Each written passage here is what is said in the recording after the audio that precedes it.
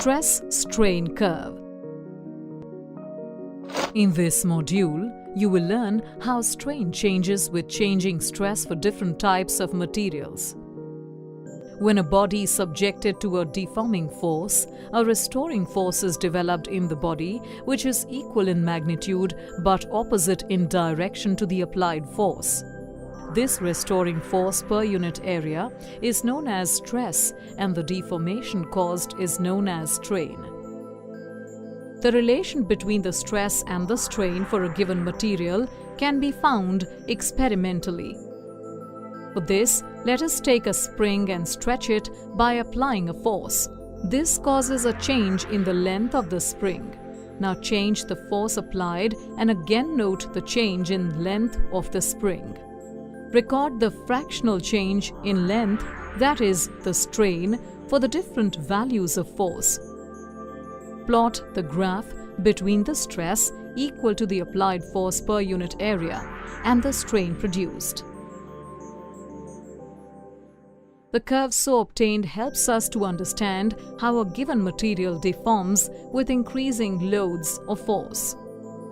From the graph, we can see that in the region between O to A, the curve is linear. In this region, Hooke's law is obeyed. That is, stress and strain are directly proportional.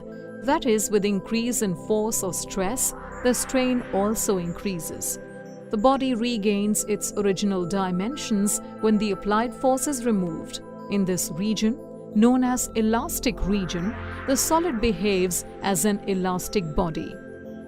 In the region from A to B, stress and strain are not linearly proportional. In spite of that, the body returns to its original dimension when the load is removed.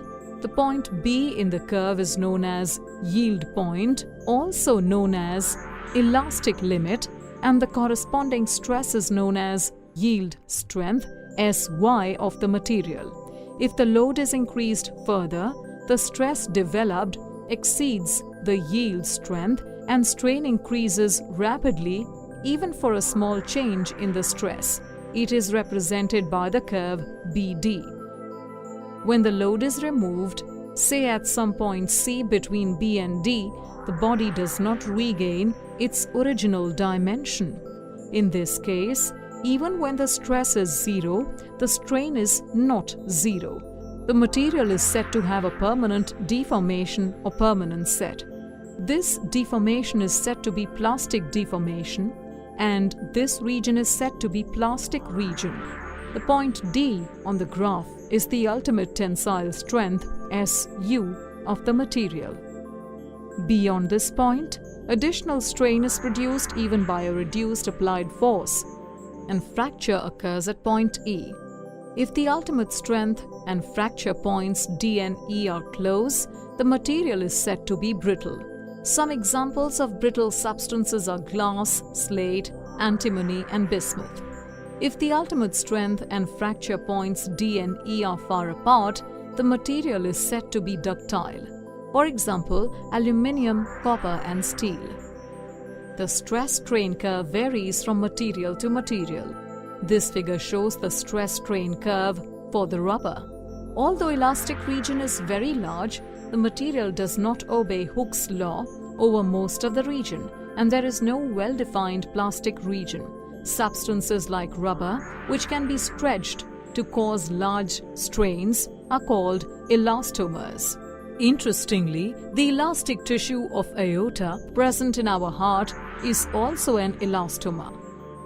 Let's recap. The stress-strain curve varies from material to material. The stress-strain curve of a material has the following regions. Elastic region, where the body regains its original dimensions when the applied force is removed. Plastic region, where on applying force, the body undergoes a permanent deformation. Fracture region, where additional strain is produced even by a reduced applied force and fracture occurs. In the stress-strain curve for a brittle substance, the ultimate strength and fracture points lie close to each other.